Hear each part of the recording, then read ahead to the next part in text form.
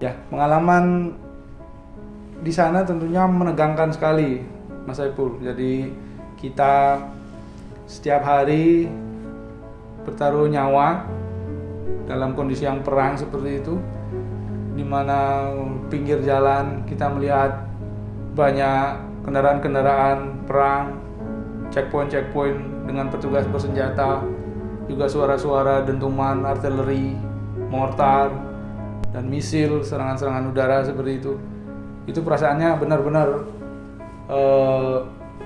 menakutkan ya, menegangkan untuk berada di sana, situasinya seperti itu.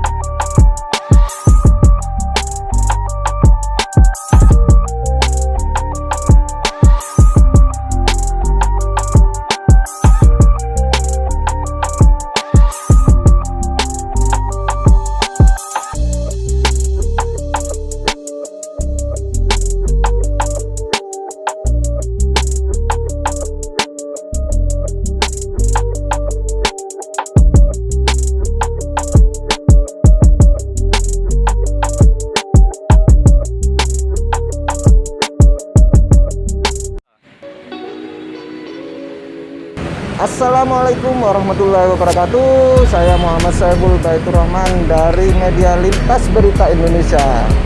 Saat ini saya berada di Mako Polsek Pabean Cantikan. Kita akan mengeksplor tentang kisah Kapolsek Pabean Cantikan, Kompol Kadek Oka Suparta SHSIK MH di saat beliau menjadi pasukan PBB. Mau tahu kisah seru, suka duka, atau tantangan yang ada di Yaman? Mari kita langsung ketemu dengan Kapolsek Kompol Kadek Oka Suparta.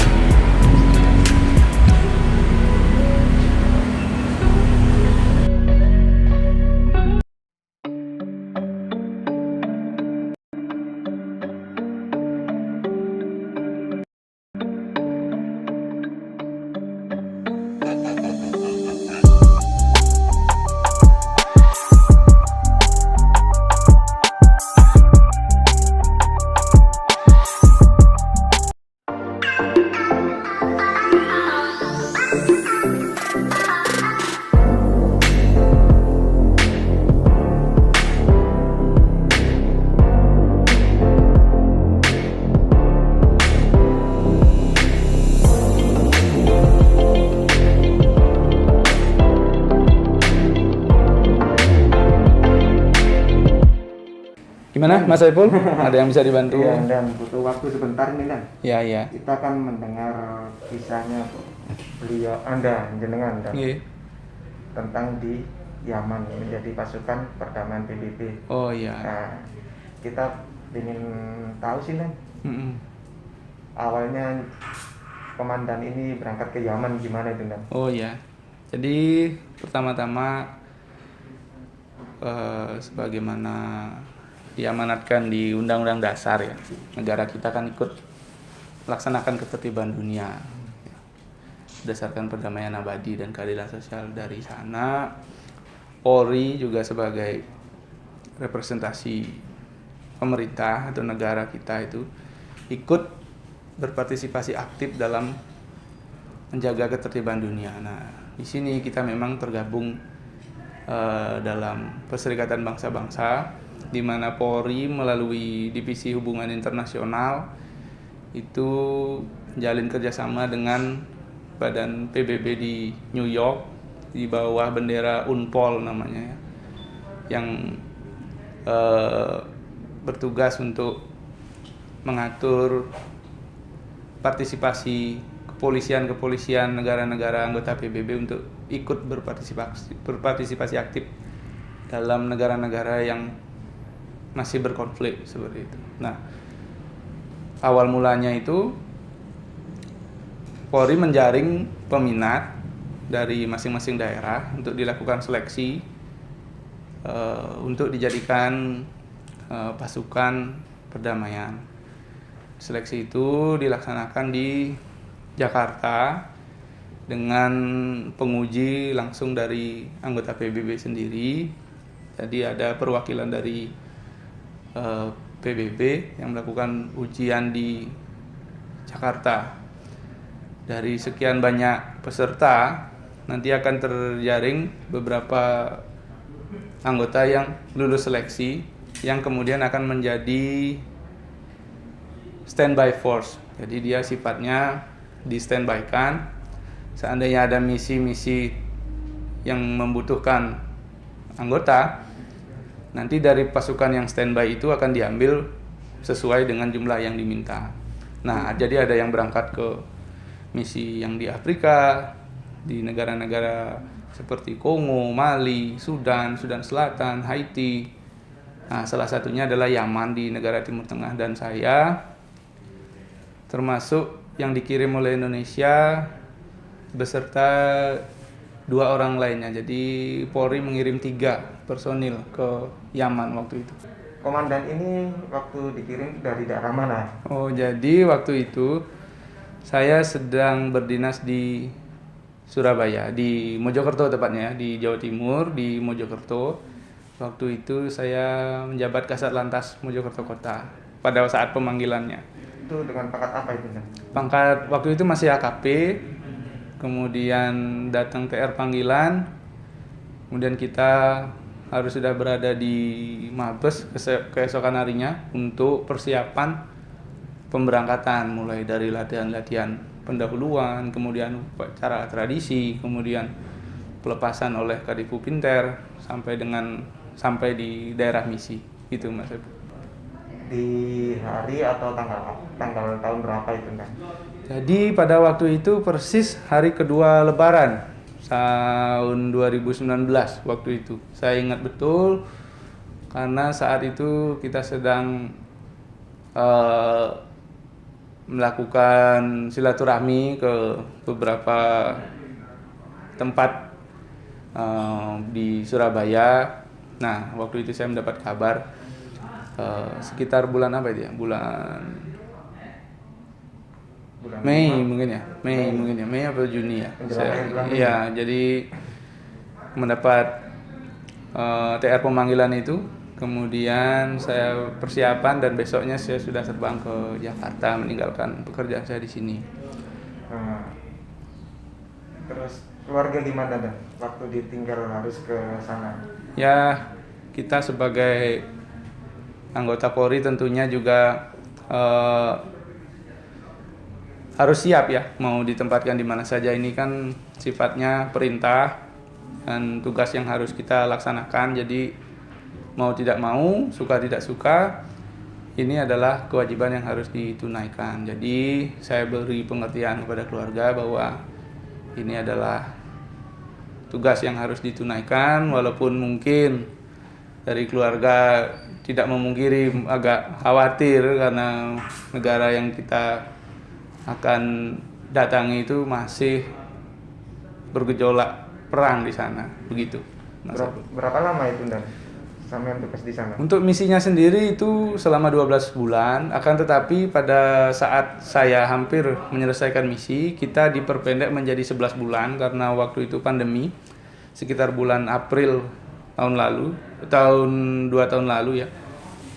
Karena April tahun 2020 itu 2020 itu kan lagi gencarnya pandemi. Jadi oleh pimpinan misi kita diperpendek 1 bulan untuk proses pemulangan. Karena banyak bandara yang ditutup, jadi untuk proses pemulangannya cukup menjadi tantangan tersendiri karena kita harus menentukan negara mana kita bisa transit untuk kepulangan, untuk repatriasi seperti itu. Nah, ketika datang di sana itu ketika datang di Yaman, hal apa yang sangat berbeda dengan Ya, Indonesia? ini pengalaman yang menarik juga karena saat pertama kali kita dikirim ke sana tidak langsung ke negara Yaman. Karena negara Yaman masih berkonflik. Jadi kita sementara transit di negara Jordan.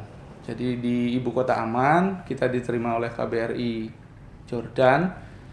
Di samping itu kita juga dipersiapkan oleh agensi PBB yang ada di sana untuk pelatihan sebelum kita diterjunkan misi. Jadi kita menjalani pelatihan selama 1 minggu di Jordan sebelum nanti akhirnya kita diterbangkan dengan penerbangan khusus menggunakan pesawat PBB ke Yaman. Karena memang tidak ada penerbangan komersil ke negara tersebut. Yang uniknya adalah di Yaman itu masih ada konflik antara pemerintah yang diakui secara internasional dan pemerintah dari pemberontak Houthi. Pemberontak Houthi ini memulai pergerakannya pada saat Arab Spring tahun 2011 di mana terjadi revolusi besar-besaran di negara-negara Arab, termasuk salah satunya Yaman. Nah, pergerakan dari kelompok Houthi ini bisa menggulingkan pemerintahan pada waktu itu dipimpin oleh Ali Abdullah Saleh. Kemudian berganti kepemimpinan dengan Wakil Presiden Abdurrabu Mansur Hadi. Walaupun sebagian besar Yaman itu sekarang dikuasai oleh pemberontak Houthi. Ini juga memaksa Presiden Abdurrabu Mansur Hadi mengungsi ke negara Arab Saudi. Jadi presidennya itu tinggalnya di Arab Saudi. Dan di Yaman sendiri terdapat 2 pemerintahan, sehingga kita kalau mau masuk negara Yaman kita harus memiliki izin visa dari 2 pemerintah tersebut. Jadi memasuki negara Yaman kita harus punya 2 visa. Dan begitu kita mendarat di bandara ibu kota Sanaa, terdapat 2 petugas imigrasi juga yang mengecek visa kita, baik dari pemerintah Yaman yang diakui internasional maupun dari pemerintah Houthi. Dan memang pemandangan di negara yang sedang dilanda perang tentunya sangat berbeda dengan apa yang kita saksikan di negara-negara lain yang sudah merdeka maupun damai ya. Jadi banyak pemandangan-pemandangan seperti kontak senjata, juga kondisi bangunan, jalanan, kondisi perekonomian yang sangat memprihatinkan untuk negara yang sedang berperang. Jadi kita menyaksikan sendiri seperti apa kehidupan mereka di sana dan cukup membuka wawasan bahwa betapa perang itu berdampak sangat besar pada suatu negara. Demikian Mas Abdul. Komandan dikirim ke sana, tugas utamanya itu apa, Komandan? Ya, jadi saya terangkan sedikit untuk misinya ini. Jadi misi ini lebih tepatnya disebut dengan misi politik khusus, special political mission, di mana delegasi Indonesia bergabung dengan delegasi negara-negara lain. Kita dalam suatu wadah namanya UNMAHA, ya, United Nations Mission to Support the Hudaidah Agreement. Jadi karena negara tersebut masih berperang, kemudian PBB akhirnya turun tangan menengahi konflik tersebut dan mempertemukan kedua belah pihak yang bertikai di Swedia.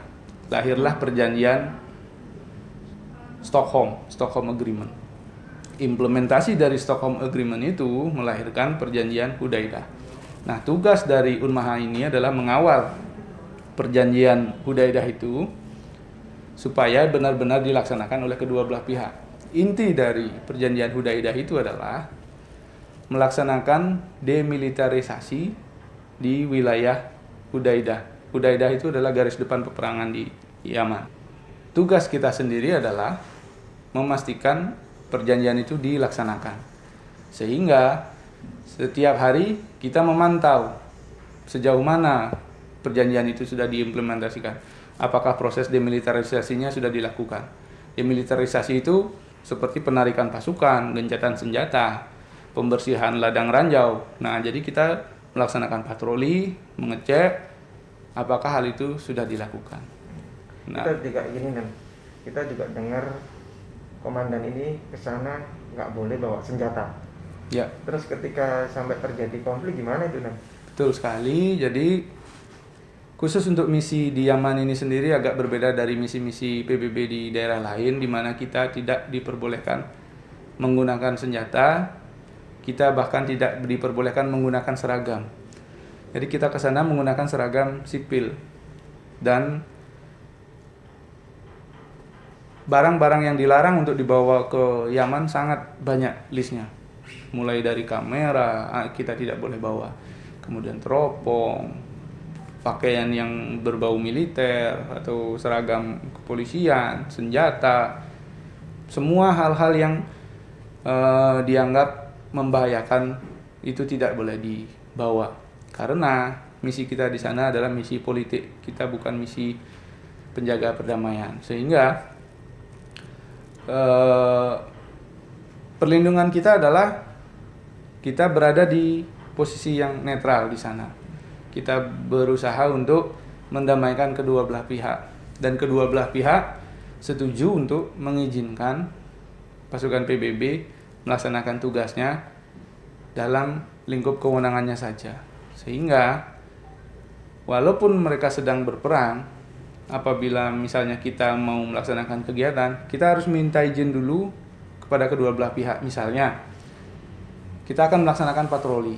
Kita akan melaksanakan patroli ke satu daerah yang perlu kita amati untuk pembersihan ranjau, begitu misalnya. Jadi kita sehari sebelumnya harus sudah mendapat izin dari kedua belah pihak. Sehingga manifest izin itu dalam bentuk formulir, itu dinamakan not verbal. Surat izin itu akan kita berikan setiap checkpoint yang kita lalui di jalan. Jadi ada banyak sekali checkpoint, tergantung daerah itu dikuasai oleh kelompok mana, maka yang mengisi checkpoint itu juga dari kelompok yang bersangkutan. Pada saat kita berhenti, biasanya kita akan ditanya, kita akan diperiksa barang bawaan, juga identitas kita, paspor, segala macam, termasuk yang paling utama dia akan meminta salinan dari not verbal tersebut yang berisi rincian personil yang melaksanakan patroli, kendaraan yang digunakan, seperti itu. Jadi itulah satu-satunya alat untuk perlindungan diri kita. Karena tanpa izin tersebut sangat mustahil untuk kita bisa melintas di daerah-daerah, terutama daerah-daerah yang dekat dengan front line gitu, Mas Agung.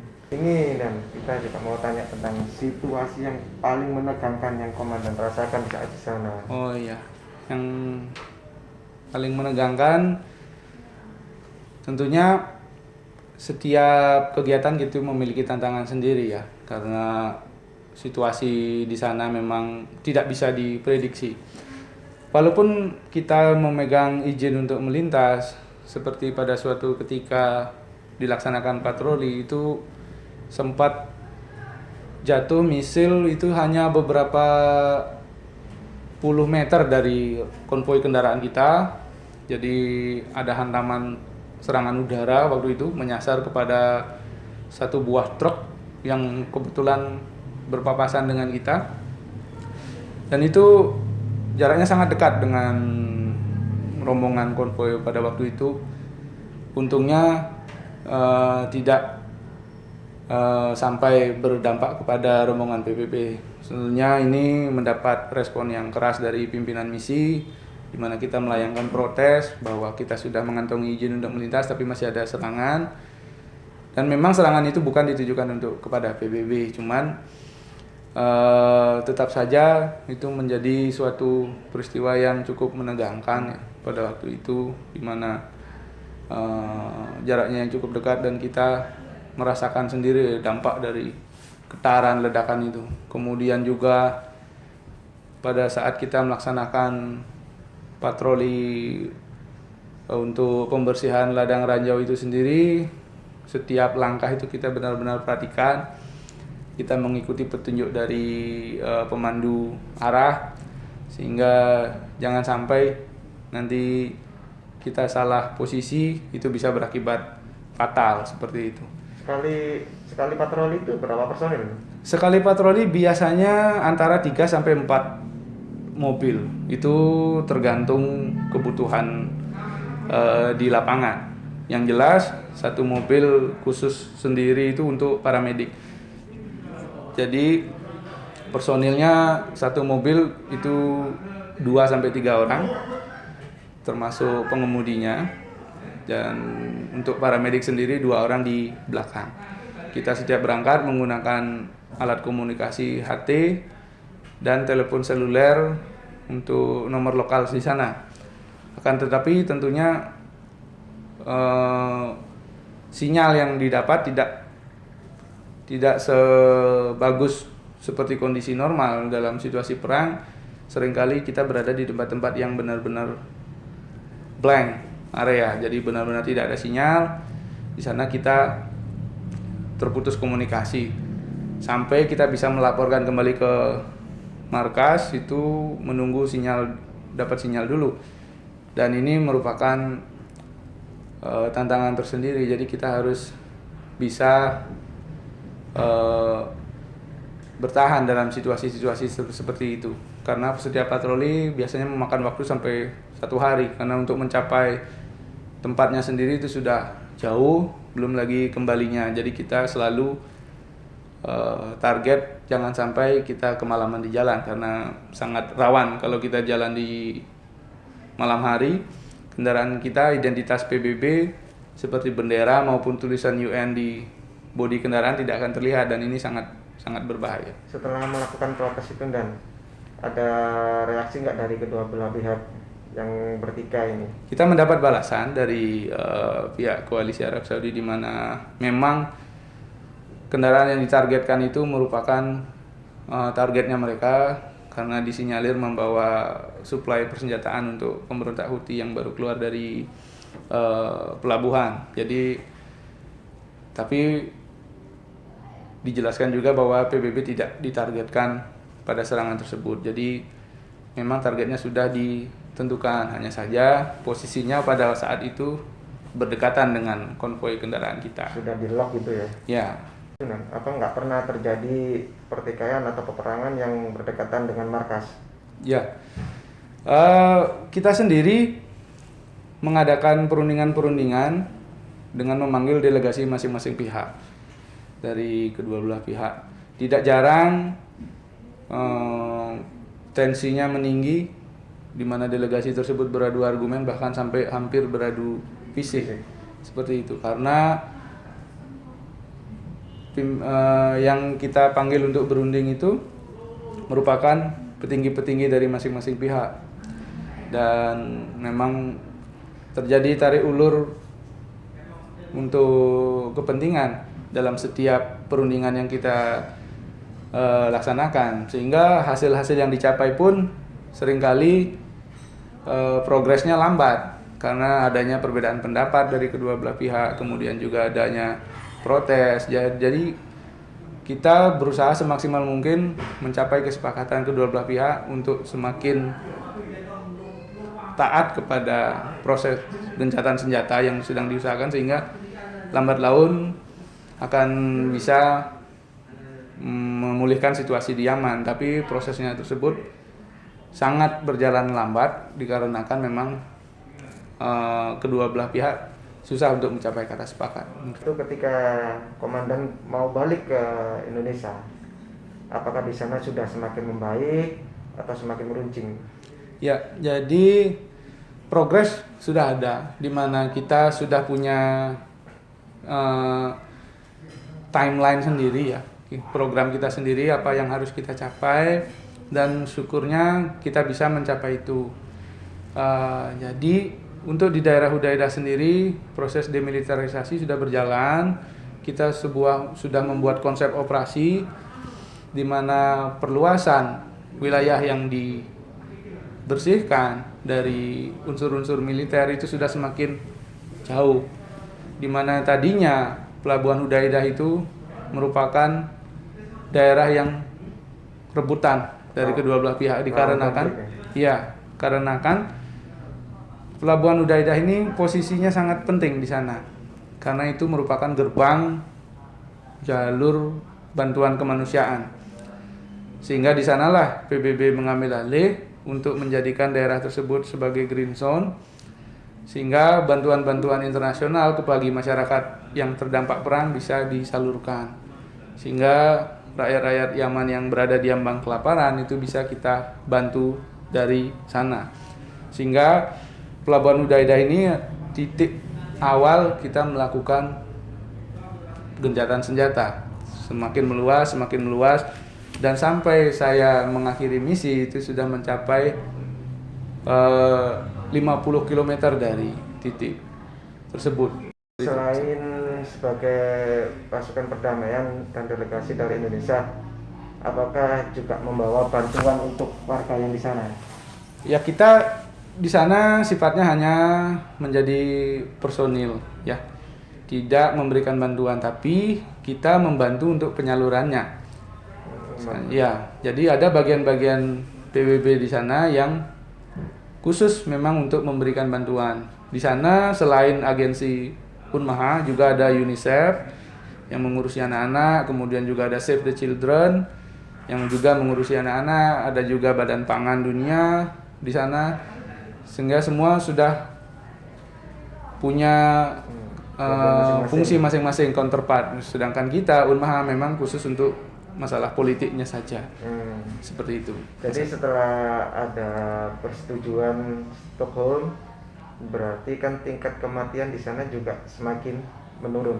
Ya, jadi sebelum diimplementasikannya perjanjian Stockholm itu, banyak sekali korban jiwa yang berjatuhan di Yaman, terutama pada saat gencar-gencarnya dilakukan serangan udara oleh koalisi Arab Saudi.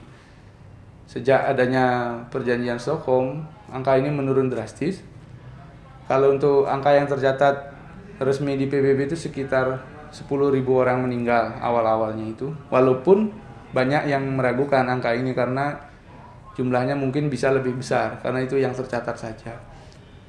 Tapi setelah perjanjian ini diimplementasikan, angka kematian akibat perang semakin menurun. Ini kita evaluasi setiap hari. Jadi di dalam misi kita melaksanakan evaluasi setiap hari, termasuk kejadian-kejadian yang menonjol yang terjadi pada hari itu. Misalnya ada kontak senjata di daerah mana, titik-titik mana saja. Nah, kita evaluasi setiap hari. Jadi jumlah korban pun kita bisa tahu setiap harinya. Begitu, Mas. Ya. Kalau menurut komandan sampai berapa persen untuk penurunan tingkat kematian akibat perang di sana? Sekitar separuhnya sudah menurun setelah perjanjian Hudaidah itu. Ya, jauh, ya. Karena memang dengan adanya keberadaan PBB di sana, daerah-daerah yang wajib untuk dilakukan gencatan senjata otomatis harus dipatuhi oleh kedua belah pihak. Tapi memang tidak bisa seluruhnya secara serentak seperti itu, karena memang daerah frontline itu sangat luas, sangat panjang, dan untuk melakukan proses demilitarisasi tidak bisa sekaligus dalam wilayah yang luas, tidak bisa seperti itu. Itu ada berapa titik, nah? Atau ada berapa kota yang menjadi prioritas untuk diperdamaikan? Untuk di Hudaidah sendiri itu ada 5 titik yang menjadi hotspot lah, kalau bisa saya katakan seperti itu. Titik-titik panas yang memang pertempurannya sangat intens, sangat tinggi. Itu ada di Al-Khameri, ada di Al-Mandar, kemudian di City Max, kemudian Kilo 13, sama di Al-Saleh Komplek. Jadi 5 titik itu kita dirikan observation post. Itu kita tempatkan masing-masing LO. LO ini bersumber dari masing-masing pihak. Jadi ada dari pihak 1, kita menyebutnya parti 1 untuk pihak koalisi Arab Saudi, dan parti 2 untuk pihak Houthi.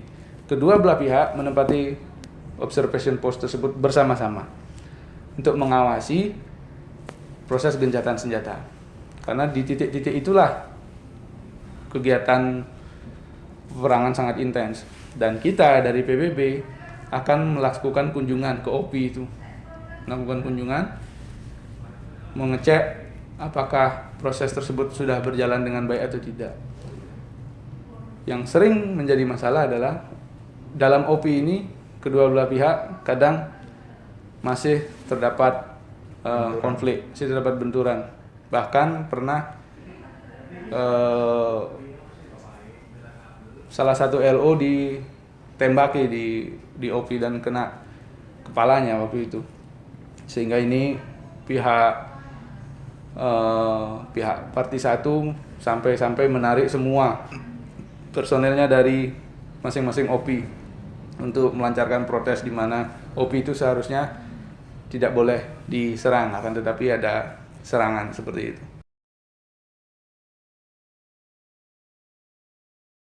Ya, jadi memang perasaan takut itu ada, ya, tidak bisa dipungkiri, itu memang manusiawi karena kita berada begitu dekat dengan garis depan peperangan. Kita menyaksikan, kita mendengar sendiri seperti apa gempuran-gempuran artileri, serangan udara yang bahkan kita bisa dengar dan rasakan sendiri dari tempat kita tinggal.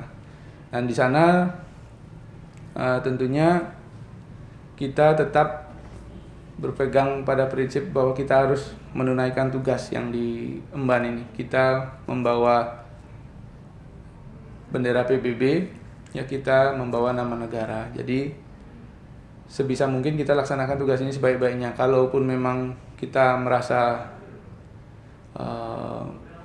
jenuh, bosan, ataupun bagaimana, kita bisa berkomunikasi dengan Mabes Polri, kita bisa berkomunikasi dengan keluarga kita. Yang mana ini juga satu hal yang unik, di mana sinyal di sana juga sangat minim. Jadi sangat buruk, sangat buruk. Terkadang kita punya beberapa saat untuk komunikasi, saat berikutnya sudah tidak ada. Dan juga perbedaan waktu menjadi semakin mempersulit, di mana ada beda waktu selama 5 jam dengan Indonesia, sehingga biasanya kita selesai melaksanakan kegiatan itu sore hari ataupun sampai malam, mungkin setelah kita evaluasi. Dan untuk menghubungi keluarga di rumah tentunya sudah lewat dini hari, ya. Jadi terkadang ini juga menjadi kendala, tapi ya kita jalani sebaik-baiknya. Demikian, Mas Eko.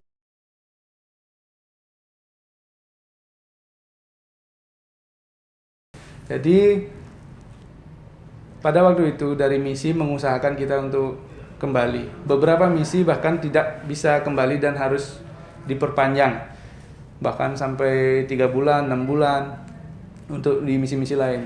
Untuk di Yaman sendiri, sedianya kita pulang dari Yaman menuju Jordan, kemudian menuju Qatar, baru menuju ke Indonesia sebagaimana kita datang.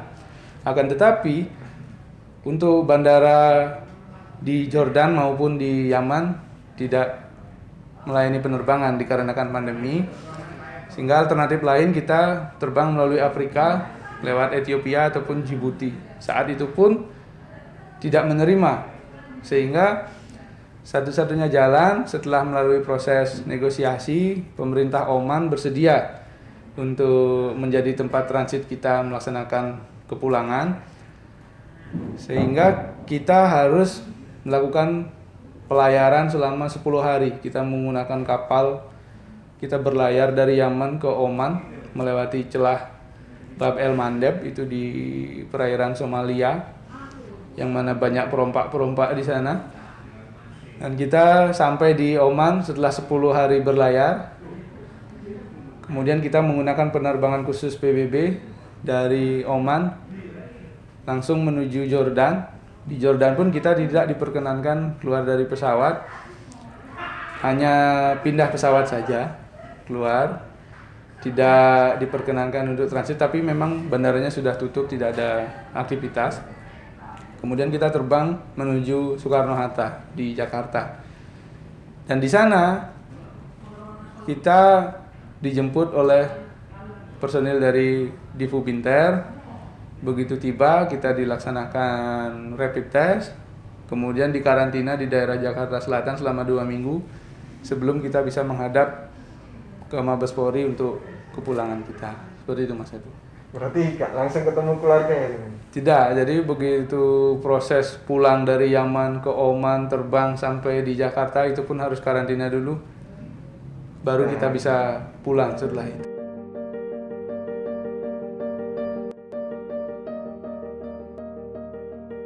Nah, setelah ketemu keluarga gimana itu keluarga dan perasaan jenengan gimana? Perasaannya tentu saja saya senang sekali ya bisa kembali ke tanah air, berkumpul dengan keluarga, terutama meninggalkan anak istri, terutamanya itu yang paling berat ya Mas ya. Jadi saat ketemu kita bisa melepaskan kangen setelah 1 tahun berpisah di tempat yang tentunya sangat-sangat berbahaya, dan saya bersyukur bisa kembali dengan selamat, dengan menyelesaikan tugas dengan baik tanpa ada halangan, lengkap juga dengan rekan-rekan saya yang lain. Dan di sana merupakan suatu kebanggaan bagi saya bahwa tidak semua personil bisa melaksanakan tugas seperti itu. Dan bertemu dengan keluarga adalah hal yang paling membahagiakan di saat semua yang sudah kita lalui seolah-olah semua jerih payah itu terbayar begitu kita bisa berkumpul dengan keluarga. Begitu Mas. Jika suatu saat komandan dipanggil lagi untuk berangkat ke luar negeri, apakah komandan siap gitu? Ya, kita kalau memang diperintah tentunya harus siap. Memang sebagai anggota Polri, apapun perintahnya kita harus laksanakan, kan seperti itu. Tapi saya harapkan yang terbaik kepada negara Yaman ya, karena memang sampai saat ini pun masih berkonflik. Banyak negara-negara di dunia ini yang masih dilanda konflik, baik peperangan maupun konflik internal. Masih banyak pemberontakan-pemberontakan, milisi bersenjata. Ini membuat kita harus mensyukuri kita hidup di Indonesia yang mana situasinya relatif aman dan damai.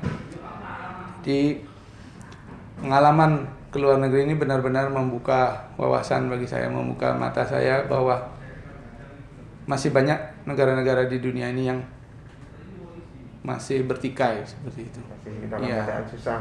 Betul. Siap, Komandan. Komandan, terima kasih waktunya. Ya. Baik. Terima kasih atas saya kisahnya. juga terima kasih sudah mampir